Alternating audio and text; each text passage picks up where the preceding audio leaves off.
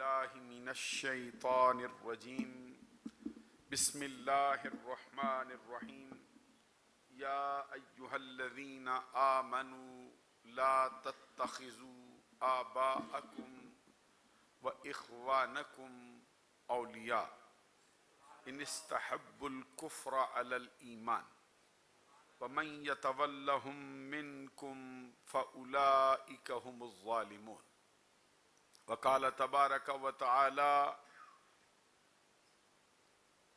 لا تجد قوما يؤمنون بالله واليوم الآخر يوادون من حاد الله ورسوله ولو كانوا آباءهم أو أبناءهم أو إخوانهم أو عشيرتهم أولئك كتب في قلوبهم الإيمان وأيدهم بروح منه ويدخلهم جنات تجري من تحتها الأنهار خالدين فيها رضي الله عنهم ورضوا عنه أولئك حزب الله ألا إن حزب الله هم المفلحون صدق الله العظيم إن الله وملائكته يصلون على النبي يا أيها الذين آمنوا صلوا عليه وسلموا تسليما الصلاة والسلام عليك يا رسول الله وعلى آلك وأصحابك يا حبيب الله الله رب محمد صلى عليه وسلم نحن عباد محمد صلى عليه وسلم صلاة وسلاما عليك يا رسول الله معزز و محترم مشائخ و علماء اسلام و معزز و محترم حاضرین و سامعین، آپ کی اس عظیم الشان مسجد میں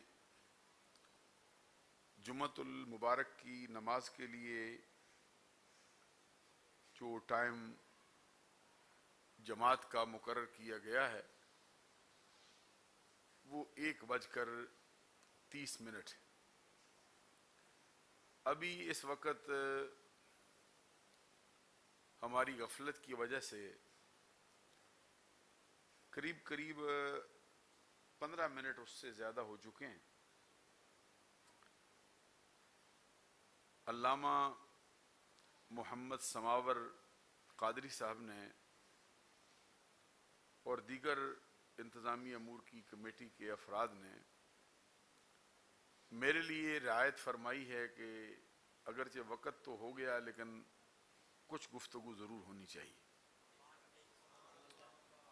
میں اپنے طور پہ یہ سمجھتا ہوں کہ جو وقت دیا گیا ہوتا ہے اس پر تھوڑا زیادہ ٹائم ضائع کر دینا، بعض ساتھی اس کو بہت پسند کرتے ہیں اور بعض افراد ذرا اس کا تھوڑا وہ اپنے دل میں اس کو جگہ نہیں دیتے۔ یہ ان کا حق ہوتا ہے کہ جو ٹائم دیا گیا ہے اس پر ہی ہمیں عمل پیرا ہونے کے لیے پابند کریں۔ اگر اشتہار پہ آپ ٹائم لکھ دیتے کہ اس مرتبہ کا جمعۃ المبارک چونکہ ایک نئے خطیب تشریف آ رہے ہیں تو ہم آدھا گھنٹہ 1 گھنٹہ بڑھا دیتے ہیں تو پھر تو بہت آسان تھا۔ اب ذرا میں اپنے طور پر اس کی مشکل محسوس کرتا ہوں۔ ہمارے حاجی صاحب جنہوں نے یہ مسجد کو تعمیر کرنے میں سر توڑ کوشش کی ہے اور مسجد کا اسم گرامی بھی بہت ہی عظیم الشان رکھا ہے، جمال مصطفیٰ، جناب الحاج محمد افضل صاحب سرزمین ناروے سے، اوسلو سے، کل ان سے میری بات بھی ہوئی تھی میرا اپنا بھی دل چاہتا ہے کہ میں یہاں حاضر ہوتا، اور اگر کبھی وقت سے مجھے بتا دیتے کہ جمعہ ادھر ہونا چاہیے تو 8-10 دن پہلے اس کا اشتہار بھی آ جاتا، کچھ لوگوں کو بھی پتہ چل جاتا کہ یہاں پہ آنا ہے۔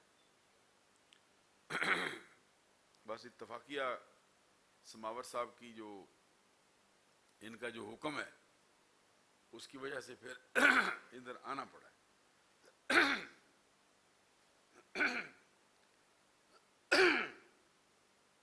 آیات کریمہ تو میں نے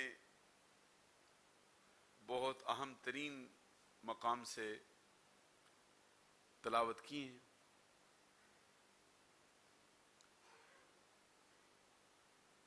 میرا دل بھی چاہتا ہے کہ اس پہ کچھ کلام کروں، کچھ گزارشات آپ کی خدمت عالیہ میں پیش ہوں، لیکن میں ذرا تھوڑا ڈرتا ہوں کہ جب بات شروع ہوتی ہے پھر تھوڑا وقت بندے سے زیادہ لگ جاتا ہے۔ آپ کی محبت کا بہت شکریہ ہے، لیکن میں 1-2 باتیں آپ سے کر دیتا ہوں۔ ان آیات کا جو خلاصہ ہے وہ یہ ہے کہ اللہ اور اس کے رسول کا جو مخلص نہیں ہے، ہمارا اس کے ساتھ کوئی تعلق نہیں۔ اتنی سی بات ہے۔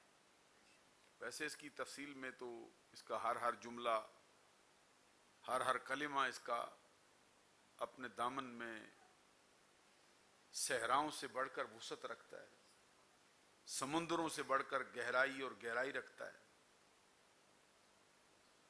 اس کا جو لب لباب ہے وہ یہ ہے کہ جو اللہ کا، اس کے رسول جل جلالہ صلی اللہ علیہ وسلم کا نہیں ہے، کتنا بھی ہمارا قریبی ہو، کتنا بھی ہمارا اس کے ساتھ خون کا رشتہ ملتا ہو، کتنا بھی وہ دنیاوی یا ظاہری امور میں ہمیں فائدہ دے سکتا ہو، ہمارا اس کے ساتھ سرے سے کوئی تعلق نہیں۔ اگر ہم اس دعوے پہ پورے اتر جائیں تو پھر ہمارا ایمان اسی جگہ پر ہے جس پہ اللہ اور اس کا رسول تقاضا کرتے ہیں، اور اگر کسی جگہ سے ہم نے اس کے اندر کمی بیشی جان بوجھ کر کی، یا پھر ایسی غفلت کی کہ کسی کے بیدار کرنے کے باوجود بھی ہم نے جاگنا پسند نہ کیا، تو پھر قرآن کا فیصلہ ہے وَمَن يَتَوَلَّهُم مِّنكُمْ فَأُولَئِكَ هُمُ الظَّالِمُونَ۔ دوسرے مقام پہ فرمایا کہ وَمَن يَتَوَلَّهُم مِّنكُمْ فَإِنَّهُ مِنْهُمْ، جاننے کے باوجود پھر ان سے دوستی کرے، ان سے محبت کا رشتہ بڑھائے، تو وہ انہی میں سے، جاننے کے باوجود پھر دوستی کرے، رشتہ بڑھائے، تعلق قائم کرے، پھر وہ شخص ظالم ہے۔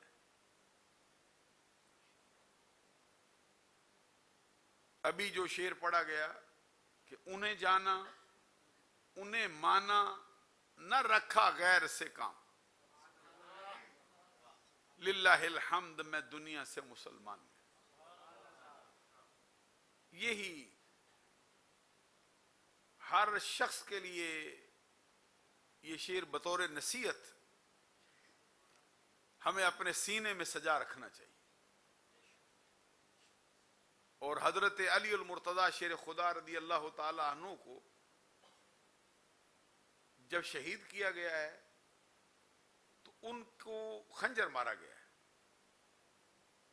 عمر مبارک اس وقت 63 برس ہو چکی تھی۔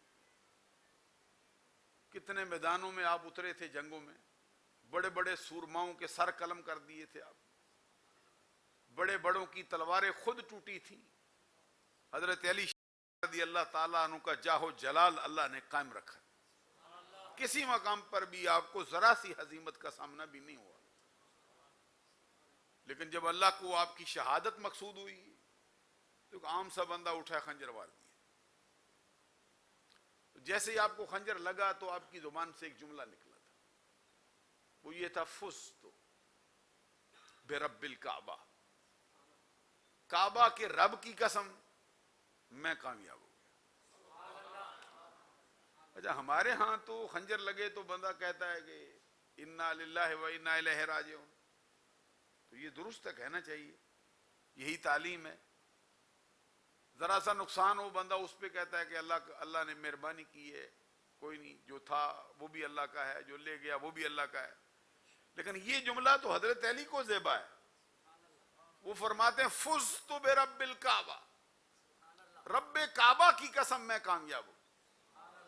اچھا کس بات پہ کامیاب ہوئے جی؟ خنجر لگے تو کامیاب ہو جاتے ہیں, خون بہ گیا ہے, شہادت متحقق ہونے کو آ گئی ہے, آپ کی حالت وہ نہیں رہی ہے جو عمومی حالت ہوتی,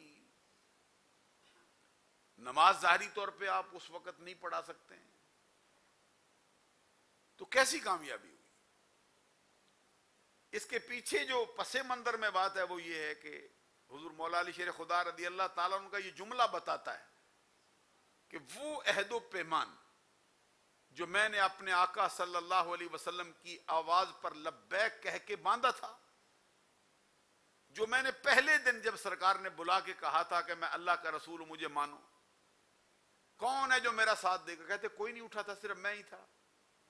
اس وقت میری عمر چھوٹی تھی, ٹانگیں میری پتلی تھی, کن میرا چھوٹا تھا, کوئی نہیں اٹھا تھا, لیکن میں نے کہا تھا کہ میں جیسا بھی ہوں آپ کے ساتھ ہوں. کہتے وہ عہد و پیمان جو میں نے اس دن کیا تھا, زندگی بھر اس پہ قائم رہا ہوں, اور اسی پر قائم رہتے ہوئے دنیا سے چل بسا ہوں, یہی میری کامیابی کی دلیل. تو اب ایک ہے کہ ہم صرف دعویٰ کرتے رہتے ہیں, ایک ہے کہ دعوے پہ اللہ تبارک و تعالی ہمیں پورا اترنے کی توفیق دیتا ہے. سعدی شیرازی رحمت اللہ علیہ کا ایک جملہ ہے جس میں وہ فرماتے ہیں کہ ہزار خیش کہ بیگانہ از خدا باشد, فدائے یکتن بیگانہ کاشنا باشد. اس کا مطلب یہ ہے کہ ہزار میرے خون کے رشتے, ہزار میرے وہ افراد جو میرے خاندان کے ہیں, میرے نسب سے ہیں, میرے خون کے رشتے ہیں, میرے قریبی ہیں, میرے بہت جان سے زیادہ عزیز رکھتا ہوں, خدا سے بیگانے ہیں یا خدا سے بیگانہ کرنے والے ہیں, میں ایک ایسے بیگانے پر قربان کرتا ہوں جو مجھے خدا سے آشنا کرتا ہے. خدا سے آشنا کرنے والا جو ہے, میں اس کے ساتھ دوستی لگاتا ہوں. مسلمان کے لیے یہی زیبا ہے کہ اس کا اٹھنا بیٹھنا اسی کے ساتھ ہو جو رب کا ہے, جو مصطفیٰ کا. جو مصطفیٰ کا نہیں وہ ہمارا نہیں, جو خدا کا نہیں وہ ہمارا نہیں. اس کے بعد اگلی گفتگو یہ ہے کہ جو بھی عمل بندہ کرے اس کے اندر نیت کی درستگی ہر حال میں ضروری ہے. اگر بندہ نماز پڑھتا ہے تو نماز تو عبادت ہے اللہ کی, روزہ رکھتا ہے یہ تو عبادت ہے, صدقہ و خیرات کرتا ہے یہ عبادت ہے. تو نبی اکرم صلی اللہ علیہ وسلم کا فرمان ہے کہ جب اسی میں نیت کی تبدیلی آ جاتی ہے, نیت اللہ سے بدل کر کسی اور کے لیے ہو جاتی ہے, تو وہ چیز جو عبادتوں کا بھی مرکز ہے, نماز, خود سرکار فرماتے ہیں وہ شرک ہو جاتی ہے. من صلی یرائی فقد اشرک ومن صام یرائی فقد اشرک ومن تصدق یرائی فقد اشرک. جس نے نماز پڑھی دکھاوا کیا, جس نے نماز پڑھی ریاکاری کی, نماز پڑھی لوگوں کو دکھانا پسند کیا, کبھی دل میں خیال آیا معمولی سا کہ لوگ سمجھیں گے بڑی اچھی نماز پڑھتا ہے, نمازی کہیں گے خشوع بڑا ہے, خضوع بڑا ہے, پگڑی بہت اچھی باندھی ہے, اللہ سے ہٹا کے بندوں کی طرف توجہ لے گیا, تو سرکار کا فرمان ہے وہ شرک کر رہا ہے. روزہ رکھتا ہے، روزے کا حال تو دوسرے بندے کو معلوم ہی نہیں ہو سکتا، لیکن روزے میں بھی کبھی ریاکاری ہوتی ہے. اب بندہ اندر گھسا ہے، کوئی بندہ دیکھ بھی نہیں رہا، کمرے میں ہے، فریج پڑا ہے، روفزا پڑا ہے، مرغن غذائیں پڑی ہیں، بندہ دیکھتا بھی نہیں اس کو. کبھی بالکل ہی تناؤ ہوتا ہے، اللہ اور بندے کے درمیان کوئی تیسری چیز واقع ہی نہیں ہوتی، اور بندہ اپنے آپ کو بچا کے رکھتا ہے، اس وقت بھی کوئی پانی نہیں پیتا، کیونکہ اللہ سے عہد و پیمان کیا ہے. اگر اس اللہ کے ساتھ عہد و پیمان ہوتے ہوئے بھی کسی کے دل میں ذرا سا دکھلاوے کا خیال آیا، ریاکاری آئی، تو یہ فتویٰ کسی مولانا کا نہیں ہے، نبیوں کے امام کا ہے، شرک ہو گیا، فقد اشرک، یہ شرک ہو گیا ہے. ومن تصدق یرائی فقد اشرک، صدقہ و خیرات کرتا ہے، دکھلاوا کرتا ہے، ریاکاری کرتا ہے، شرک. ہمارے اعمال کے اندر صرف اللہ کی رضا مطلوب ہو تو ایک ذرے برابر عمل ہونا تو زمین و آسمان کی فضا کو اجر سے بھر دیتا ہے. معمولی سا قدم اٹھ گیا ہے اللہ کے لیے، اللہ کے لیے قدم اٹھا. یہ بعض روایات میں آتا ہے کہ قیامت کے دن ایک بندے کے نامہ اعمال میں اس کی نیکیاں ختم ہو جائیں گی، سب گناہ ہو جائیں گے، کوئی نیکی قبولیت کے مرتبے پہ نہیں آئی. اب اعمال کہاں سے آئیں گے؟ تو نیکیاں ہیں نہیں. تو قرآن کا تو فیصلہ ہے فَأَمَّا مَنْ ثَقُلَتْ مَوَازِينُهُ فَهُوَ فِي عِيشَةٍ رَاضِيَةٍ وَأَمَّا مَنْ خَفَّتْ مَوَازِينُهُ فَأُمُّهُ هَاوِيَةٌ. جس کے اعمال کے وزن باری ہوں گے وہ اپنی من پسند زندگی میں ہوگا، جس کے اعمال کے وزن ہلکے ہوں گے اس کے لیے حاویہ ہے، جہنم کا گڑھا ہے، جلا کے راکھ کر دے گا. اب وہ بندہ ڈر رہا ہے میرے ساتھ کیا ہوگا، میرا کیا بننے والا ہے، بہت مصیبت میں، اس کے بعد تو کچھ چارہ ہی نہیں رہا، فیصلہ ہو جائے گا. اب تو دوبارہ کوئی ایسا موقع آئے گا ہی نہیں کہ میں پھر نیکیاں کروں، پھر دنیا میں جاؤں، پھر مجھے تولا جائے، موقع دے دے، نہیں ہوگا. اعمال تل گئے. اچانک کیا ہوتا ہے، ایک پوٹلی اس کی نیکیوں والے پلڑے میں اوپر سے گر جاتی. توجہ فرمائیے، اخلاص کا، نیت کے اچھے ہونے کا حال یہ ہے. ایک پوٹلی گرتی، پوٹلی کے گرنے سے اس کے گناہوں کا پلڑا بالکل ہلکا ہو جاتا ہے، اس کا جو نیکیوں والا پلڑا ہے وہ آسمان کو لگ جاتا ہے، دوسرا زمین پہ گر جاتا ہے. یہ آپ سوچتے ہوں گے وہ زمین پہ اوپر چڑھا تو وہ تو ہلکا ہوگا، نیچے آیا وہ بھاری ہوگا، لیکن یہ دنیا کی میزان ہے، اس میں جو پلڑا بھاری ہوتا ہے وہ نیچے جھکتا ہے، ہلکا اوپر اٹھتا ہے. میزان کا معنی ترازو، سکیل جسے کہتے ہیں، ہماری زبان میں کیا کہتے ہیں، ترکڑی کہتے ہیں. ترکڑی کے جو پلڑا بھاری ہوتا ہے وہ نیچے جھکتا ہے، اس کو عربی زبان میں میزان کہتے ہیں. میزان عمل قائم ہوگا. تو قیامت کے دن اس کا معاملہ الٹ ہے، جس کا پلڑا بھاری ہے وہ اوپر اٹھ جائے گا. اچھا بندہ کہتا ہے کیوں جی؟ تو یہ اللہ کی مرضی ہے نا، میری تیری مرضی تو نہیں ہوتی نا. اللہ کا قانون ہے، جیسے چاہے کرے، جو جس میں چاہے وہ سکیل کو اوپر کر دے، سکل کو نیچے کر دے، اوپر کر دے، اس کا اپنا معاملہ ہے. جیسے آپ دیکھتے ہیں لکڑی کو ڈالتے ہیں پانی کے اوپر آ جاتی، کتنی بڑی لکڑی پھر بھی اوپر چڑھاتی ہے. تو جیسے ہی وہ پوٹلی اس کے پلڑے میں گرے گی نیکیاں بھر جائیں گی، جاؤ جنتی ہو گئے. گناہوں کو کوئی معاملہ ہی نہیں رہا. وہ بندہ پوچھے گا بھئی یہ کیا چیز ہے جو لے آئے ہو، اتنی نیکیاں تو بیکار چلی گئی، یہ کیا ہے جو لے آئے ہو؟ تو آگے سے فرشتے کہتے ہیں کہ تیرا مسئلہ یہ تھا کہ ایک مرتبہ تو گزر رہا تھا قبرستان کے قریب سے، ایک قبر کے اوپر کسی جانور نے اپنا پاؤں مارا تھا. پاؤں مار کر اس قبر کو کے اندر ایک سوراخ سا ہو گیا تھا. قریب تھا کہ مرنے والے کا جو مسئلہ ہے وہ اس کا سطر جو ہے وہ کھل جائے، لوگ اس کی حالت دیکھیں. تو گزرتے تیری نظر پڑی، تو وہاں سے آگے بڑھا، جا کے مٹی اٹھائی، وہاں پہ رکھ دیا. اس وقت تو نے مٹی جو رکھی تھی محض اللہ کے لیے، درمیان میں کوئی دوسری چیز شامل نہیں تھی.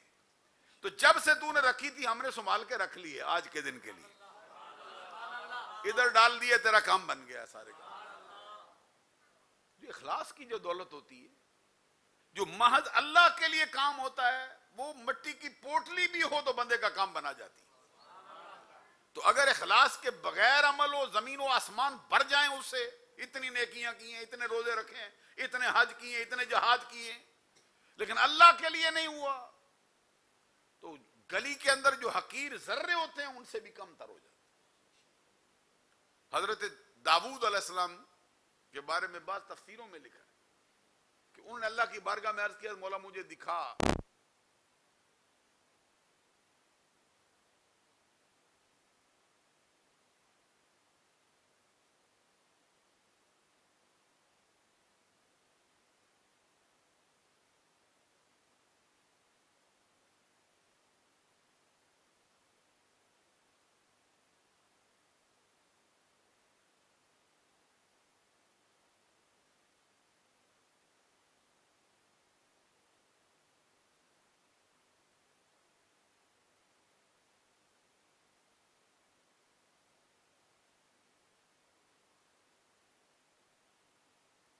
کی قرات جو ہے وہ اور اس لیے میں ذرا اس کو کھول کے پڑھتا تھا کہ آپ بھی ذرا اس طرح پڑھنے لگے. دوسرا پڑھنا بھی صحیح, جیسے سنن نبی داؤد بھی پڑھتے ہیں, سنن نبی داؤد پڑھو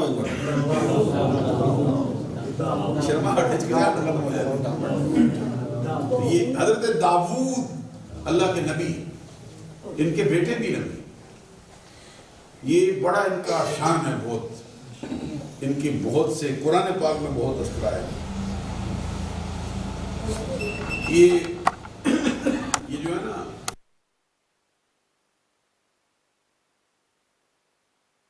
علیہ السلام نے جالوت کو قتل کیا.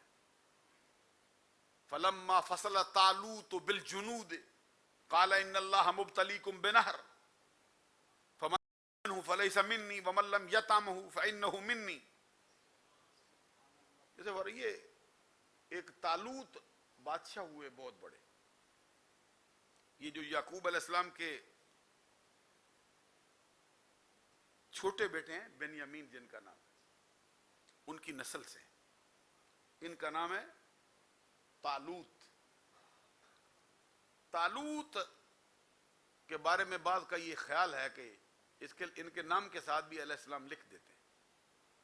اصل حالت ہم پر نہیں کھولی کہ یہ نبی ہیں یا نہیں ہیں, لیکن نبیوں کی اولاد ہے. بنیامین جو حضرت یوسف علیہ السلام کے بھائی, ان کے بارے میں بھی بعض کا خیال ہے کہ یہ سارے بھائی بھی نبی ہوئے. تو بنیامین کی نسل سے طالوت یہ بہت بڑے بادشاہ ہوئے. قرآن پاک میں اللہ تعالیٰ نے ان کی بڑی شان بیان کی, وَزَادَهُ بَسْطَةً فِي الْعِلْمِ وَالْجِسْمِ. اللہ فرماتا ہے, اللہ خود کہتا ہے, اللہ نے اس کو جسم بہت بڑا دیا اور اللہ نے اس کو علم بھی بہت بڑا دیا. تم سب سے علم میں اور جسم میں زیادہ ہے. تو ان کا ایک بہت بڑا قصہ مشہور ہے, قرآن اس میں اشارہ کرتا. اس کی جو فوج تھی نا, اس کے سپاہی تھے داؤد علیہ السلام, ان کی یہ شان تھی. جالوت ایک بہت بڑا کافر تھا, کئی دنوں سے للکارتا تھا. وہ بڑا قد اس کا, بہت اس کا کاٹ تھا, وہ بندے مار دیتا تھا جتنے بھی میدان جنگ میں آتے تھے. تو داؤد علیہ السلام نے آپ کا جو بہت بڑا قد نہیں تھا جیسے اس کا تھا, تو طالوت نے اعلان کر دیا تھا کہ کوئی ہے مارے اس کو, کیونکہ ہمارے بندے مارتا جا رہا ہے. غرق آہن تھا, سر سے لے کر پاؤں تک غرق آہن. غرق آہن کا مطلب ہوتا ہے لوہے میں گرا ہوا ہے, پورا سر سے کوئی چیز, آنکھیں صرف خالی تھی. داؤد علیہ السلام نے فرمایا میں مار دوں گا اس کو, میرے حوالے کا. تو آپ جب اس کے قریب گئے تو وہ ایسے جیسے پہاڑ ہوتا ہے, اتنا قد تھا اس کا. تو آپ جیسے میں الفاظ بولتے تھا ڈر جاتا ہوں, کون سا لفظ بولوں جو ان کی شان کے لائق ہو جائے, کیونکہ جو بھی لفظ بولوں گا پھر داؤد علیہ السلام کی شان تو اونچی ہے. یہ بہت مشکل معاملات ہوتے ہیں کہ اس میں کوئی بندہ کلام سیدھا سیدھا کر جائے. آپ نے وہ غلیل ہوتی ہے نا، اس کے اندر آپ نے یہ پتھر ڈال کے ایسے پھیل کے مار دیا، تو اب پورے جسم کو جہاں پہ گولیاں نہیں لگتی، تلواریں نہیں کام کرتی، تیر نہیں کام کرتے، نیزے نہیں کام کرتے، تو آپ کا وہ ایک ہی پتھر سیدھا اس کی آنکھ میں ایسے سیدھا دڑام سے زمین کو۔ تو طالوت جو ہیں انہوں نے اعلان کیا تھا، انہوں نے کہا کہ آدھی اس کو بادشاہ دے دوں گا جس نے اس کو قتل کر دیا۔ ساتھ ایک اور جملہ بھی فرمایا، طالوت کی شان بہت تھی، ابتدان وہ بادشاہ بنے، یہ قصہ کبھی آپ سنیں کسی عالم دین سے، وہ گدھے چرانے کا کام کرتے تھے، لوگ ان کو اچھا نہیں سمجھتے تھے۔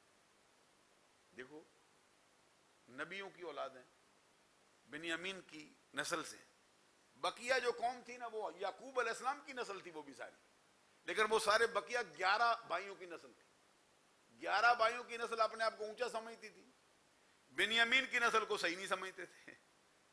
یہ جائز ہوتا ہے؟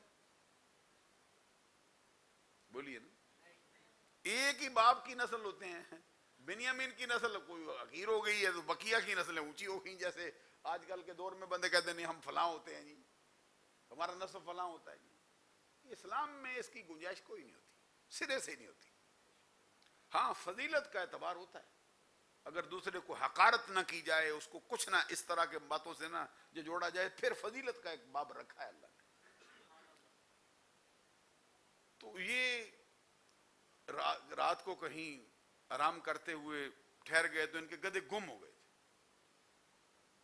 یہ اپنے گدھے تلاش کر رہے تھے، کرتے کرتے کرتے کرتے ایک شہر کے قریب گزرے نا، ان لوگوں نے آپ کو پکڑ لیا۔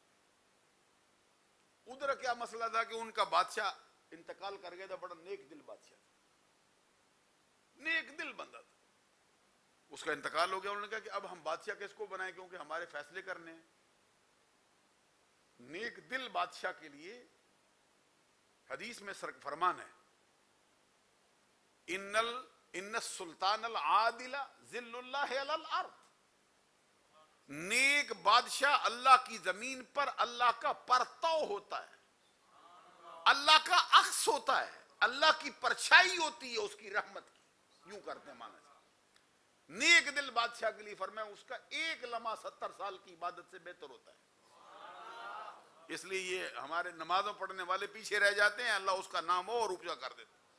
جو مرتبہ صدیق اکبر کو نصیب ہوا، جو فاروق اعظم کو نصیب ہوا، جو عثمان غنی کو نصیب ہوا، جو حیدر کرار کو نصیب ہوا، جو حضرت امام حسن کو نصیب ہوا، جو امیر معاویہ کو نصیب ہوا، بعد میں آنے والے مسلمان بادشاہوں کو اللہ نے وہ عطا کیے، جس میں بڑے بڑے لوگ آئے ہیں، جیسے ہارون الرشید آیا ہے، کبھی اس کو پڑھ کے دیکھیں بے کیا شے ہے، اورنگزیب عالمگیر کو پڑھ کے دیکھیے، سلطان محمود غزنوی کو پڑھ کے دیکھیے، صلاح الدین ایوبی کو پڑھ کے دیکھیے، یہ افراد ہیں۔ یہ بڑا پالا ہوا غلام تھا اس کا، سلطان ہارون رشید کا، یہ اس میں تاریخ الخلفاء میں امام سیوطی نے لکھا ہے، بہت پالا ہوا بندہ تھا، بہت پیار تھا اس کو۔ تو ایک دن اس کو بیٹوں سے عزیز سمجھتا تھا ہارون رشید۔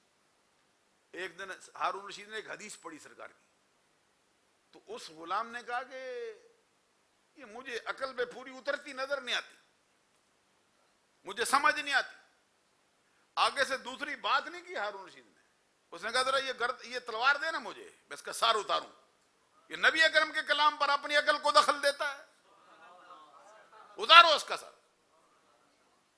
یعنی اتنے محبت تھی سرکار سے۔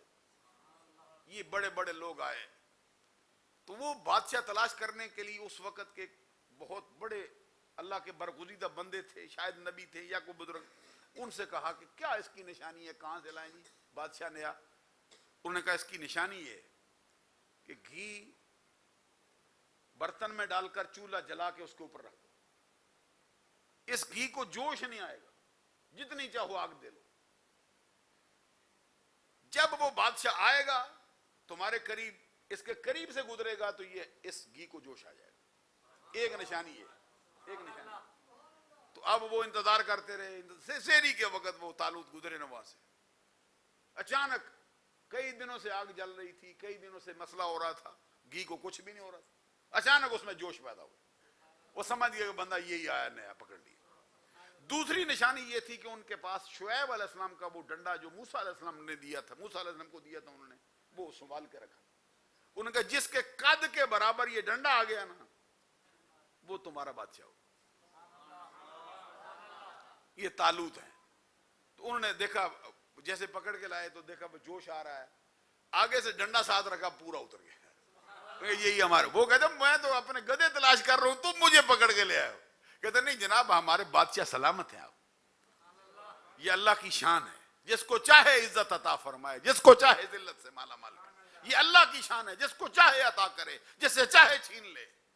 تلاش گدھے کرنے آئے تھے، رب نے بادشاہی عطا فرمائی ہے. یہ طالوت. تو یہ طالوت. پھر لوگ اعتراض کرتے تھے جی دیکھو یہ بنیامین کی نسل کا بندہ ہمارا بادشاہ کیسے ہو سکتا ہے؟ بڑے بڑے خاندانوں والے لوگ جن کی بڑی بڑی کوٹھیاں، بڑے بڑے بنگلے، بڑے بڑے علم والے، بڑے خوبصورت چہروں والے، بڑے گورے رنگ والے، بڑے جن کے مزاج بہت اونچے تھے، وہ مانتے ہی نہیں تھے. تو اللہ تعالیٰ نے فرمایا تم نہ مانو، ہم نے جو مانا ہے. تو یہ ان الفضل بید اللہ یؤتیہ من یشاء، فضل تمہارے قبضے میں نہیں، یہ اللہ کے قبضے میں ہے. جس کو چاہتا ہے، جب چاہتا ہے، جہاں چاہتا ہے عطا کر دیتا ہے. واللہ یختص برحمتہ من یشاء، اللہ اپنی رحمت کے لیے جس کو چاہتا ہے خاص فرما دیتا ہے. اس کے فیصلے تمہارے اور میرے کہنے پر نہیں ہوتے. یہ جملہ میں بار بار اس لیے بولتا ہوں کہ بعض بندے اپنا دین بھی اپنی مرضی کا چاہتے ہیں. اور ہے بعض کا خیال ہوتا ہے نہیں یوں ہونا چاہیے. بھئی تیرے چاہنے سے ہوگا نہیں، یہ یوں ہونا چاہیے جیسے میں چاہتا. یہی تو ابو جہل کہتا تھا یہ نبوت ان کو نہیں مجھے ملنی چاہیے تھی، یا کم از کم مجھے نہ ملتی تو ان کے خاندان کو نہ جاتی، کیونکہ ہمارا خاندان بڑا ہے، ہر شے ان کو مل گئی ہے. تو فرمایا یہ تمہارے چاہنے نہ چاہنے سے کچھ نہیں ہوتا، جس کے چاہنے سے ہوتا ہے، جس نے زمین و آسمان کی کائنات بنائی ہوئی ہے اس نے مصطفیٰ کے سر پہ رکھا ہے. یہ پوری سلطنت کا جو تاج ہے مصطفیٰ کے سر پہ رب نے رکھا ہے. لوگ نہیں مانتے تھے. رب نے فرمایا دیکھو ظاہری خوبیاں بھی اس میں بڑی ہیں. جسم اس کا طاقتور ہے، تم میں سے کوئی بندہ اس کا مقابل نہیں کر سکتا. ایک تھپڑ اس کا مر جائے تمہاری جان نکل جاتی ہے. اتنی طاقت اللہ نے دی ہے اس کو. آگے سے فرمایا علم میں بھی تم سے بڑا رکھا ہے. معلوم ہوا کہ کبھی جسم بڑا ہونا بھی اللہ کی طرف سے ایک بندے کی فضیلت کا باعث ہوتا ہے، اور علم تو فضیلت کا باعث ہے ہی. اس کے لشکر میں تھے آپ. انہوں نے طالوت نے کہا تھا کہ جس نے جالوت کو مارا، جالوت اس سے بھی بڑا تھا. پورا ایسے کر کے آہن ہو کے اتنے بندے مار دیے، مسلمانوں کی فوج مار دی کتنی. تو حضرت طالوت نے کہا کہ جو ان کو مارے گا میں اس کو بیٹی کا رشتہ دے دوں گا اور آدھی سلطنت بھی دے دوں. یہ قاعدہ ٹھہرا. داؤد علیہ السلام کا ایک ہی جھٹکے سے مار کے گرا دیا. پہلے اس کو گرایا، وہ گلیل سے چھوٹا پتھر مارا، ساری سد اتار کے لیا یہ پکڑ. تو اب اس نے کوئی ہچکچاہٹ محسوس نہیں کی کہ یہ تو بندہ سپاہی ہے میری فوج میں اپنی بیٹی کا رشتہ بھی دے دیا، آدھی سلطنت بھی دے دی. اب آگے مسئلہ یہ ہوا کہ اس بیٹی کے بطن سے اللہ نے حضرت داؤد علیہ السلام کو سلیمان دیے تھے. تو پھر اس بادشاہ کا انتقال ہو گیا. اب قاعدہ یہ تھا کہ آدھی سلطنت تو ان کی پہلے ہو چکی تھی، آدھی کی مالک ان کی زوجہ محترمہ تھی. حضرت داؤد علیہ السلام ساری سلطنت کے مالک پھر قرار دیے گئے. اس کے بیٹے پھر سلیمان علیہ السلام ان کے بطن سے ہوئے. 12 سال کی عمر میں حکومت سنبھالی. 12 سال کی عمر میں کوئی شعور ہوتا ہے بندے؟ 12 سال کی عمر میں 42 برس تک حکومت کی حضرت داؤد سلیمان علیہ السلام. یہ داؤد ان کے والد. تو یہ داؤد ہے جن کے بارے میں اللہ تعالیٰ نے حضرت آدم علیہ السلام کو بھی داؤد دکھائے، بطور خاص دکھائے کہ اللہ تبارک و تعالیٰ نے حضرت آدم علیہ السلام کی پشت مبارک پر اپنی قدرت کا ہار پھیرا اور ان کے جسم سے ان کی ساری اولاد کی روحیں نکال کر باہر رکھ دی. روحیں نکالی باہر رکھی تو ان کو شکل دی. مثالی شکل بھی ہوتی. ایک ہوتا ہے مشاہدے میں شکل آنا، جیسے ہمارے تمہارے ہاں ہوتا ہے، جسم ہوتا ہے، روح ہوتی ہے، چیزیں ہوتی. ایک مثالی شکل ہوتی. مثالی شکل دے کے دکھایا سب کو. حضرت آدم علیہ السلام کا یہ مرتبہ ہے، انہوں نے اپنی نسل کا ہر بندہ دیکھا ہوا ہے. آپ بھی آپ بھی آپ بھی آپ بھی. تو ہمیں یہ کہنے کی اجازت دو نا بھائی آدم تو دیکھ سکتے ہیں تو شرک نہیں ہوتا، تو مصطفیٰ دیکھے. آدم پہچان بھی سکتے ہیں.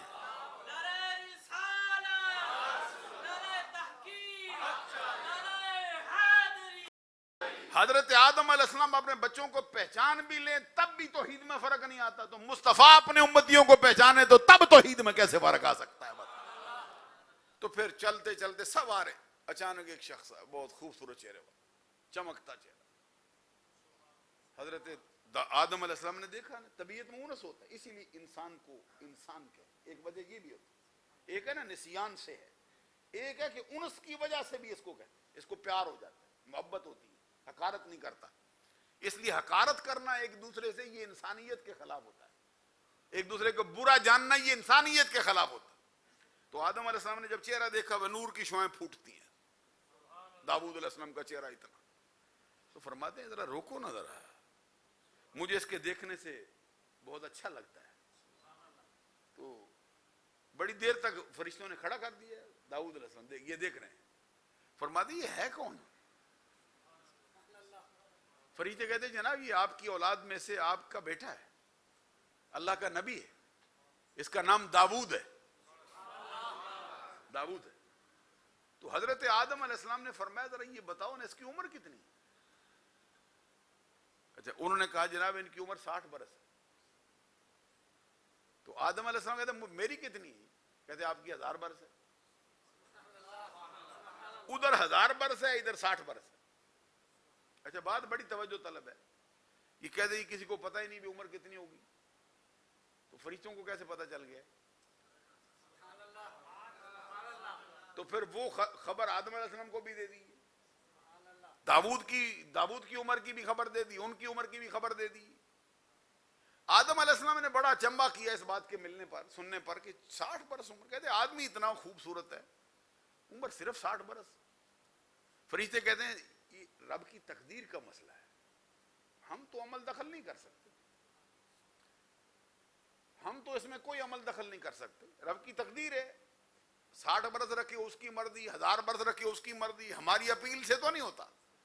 جیسے سرکار کے وہ فرمان ہے اللہم لا مانع لما آتیت ولا موتی لما منعت لا ينفع ذا الجد منک الجد، اللہ جس کو تو دینا چاہے کوئی دلوا نہیں سکتا، جس کو تو دینا چاہے کوئی روک نہیں سکتا، جس کو تو نہ دینا چاہے کوئی دلوا نہیں سکتا، تیرے مقابل ہو کر کسی بڑے نفع والے بندے کی جو بات ہے حمایت ہے وہ نفع دے نہیں سکتی۔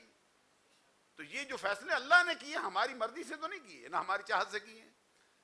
تو آدم علیہ السلام کہتے ہیں اچھا 60 برس میری 1000 برس، تو کبھی ایسا کرو نا میری عمر کے 40 سال نکال کے اس کو دے دو، لو جی 40 سال ان کو مل گئے۔ بندے کہتے ہیں نیکیاں نہیں دے سکتے، اصالہ ثواب نہیں ہو سکتا، ادھر عمر نکال کے 40 سال دے دی ہے، لے جاؤ جی۔ یہ داؤد علیہ السلام وہ ہیں جن کے لیے رب کی کائنات کا نظام بدلا گیا، 60 برس عمر کی بجائے آدم علیہ السلام کے کہنے پر 40 سال عمر بڑھا کے ان کے 100 برس کیے۔ اور پھر آپ پڑھ کے دیکھ لیں حضرت آدم کے بھی 1000 برس ہی رہے ہیں، ادھر بھی 1000 میں سے 40 کم ہوتے تو پھر تو 960 رہ جاتے، تو سمجھ آئی بھی ادھر کے نکالے ادھر دے دیے۔ اسی لیے علماء نے کہا ہے جو بات رب ذوالجلال کی عطا سے دی جاتی ہے نہ دینے والے کے ہاں کم ہوتی ہے، نہ جس کو دے رہا ہوتا ہے اس میں کمی واقع ہوتی ہے۔ تو یہ داؤد علیہ السلام اللہ کے اتنی بڑی شان والے نبی، انہوں نے اللہ سے عرض کیا تھا مولا مجھے دکھا دے میزان کیا ہے، یا پڑھنا چاہیں تو یہ حاشیہ جو اس کا نور اپنا کنز الایمان پہ حاشیہ خزائن العرفان کن کا ہے؟ خلیفہ اعلی حضرت جو ہے نا صدر اللہ فاضل نعیم الدین مراد آبادی، ان کا ہے، ایک ان کے شاگرد ہیں ہمارے مفتی صاحب، کیا کمال کر دیا انہوں نے لکھ کر، اس کو رہتی دنیا تک یہ دونوں حاشیے رہیں گے۔ تو اس میں لکھا ہے کہ انہوں نے کہا کہ مولا دکھا، تو اللہ تعالیٰ نے پھر دکھا دی۔ جب دکھائے نا تو حضرت داؤد علیہ السلام پر ایک کیفیت تاری ہوئی، بڑی دیر کے بعد اس کیفیت سے باہر نکلے تو کہتے ہیں مولا اس کو بھرے گا کون؟ کون ہے جو بھر سکے گا اس کو؟ کیوں کیا ہوا داؤد؟ کہتے ہیں مولا ایک پلڑا 7 آسمانوں سے 7 زمینوں سے بڑا ہے، اس کو بھرے گا کون؟ میں تو اس لیے میرے اوپر یہ کیفیت تاری، کون بھر سکتا ہے؟ ادھر سے جواب آیا داؤد نہ گھبرا، ہم کسی پہ مہربان ہو جائیں، کوئی کھجور ایک کھجور میرے راستے میں اخلاص کے ساتھ دے دے، اس کھجور کی وجہ سے پلڑا بھر جاتا ہے 7 آسمان۔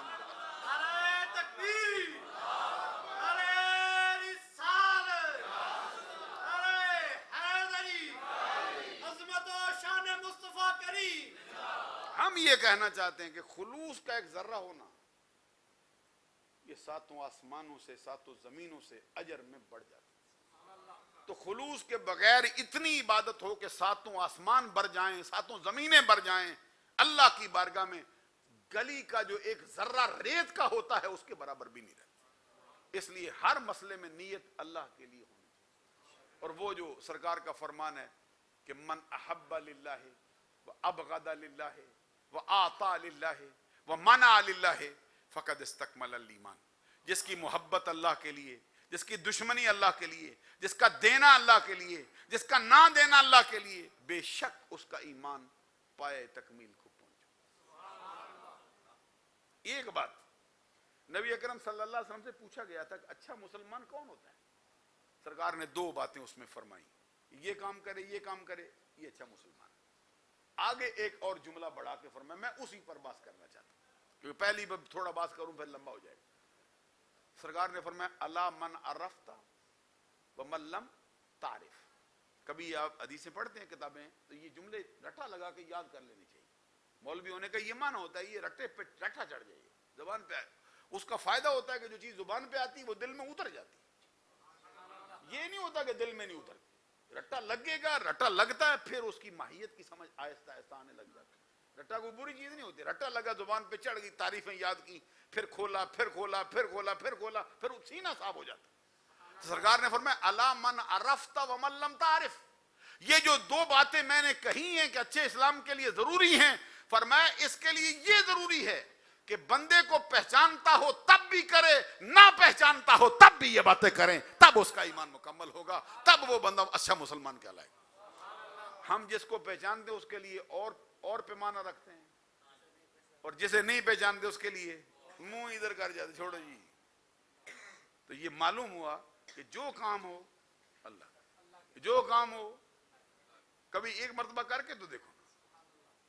تو اس کا فرمان ہے وما تفعلوا من خیر یعلمہ اللہ.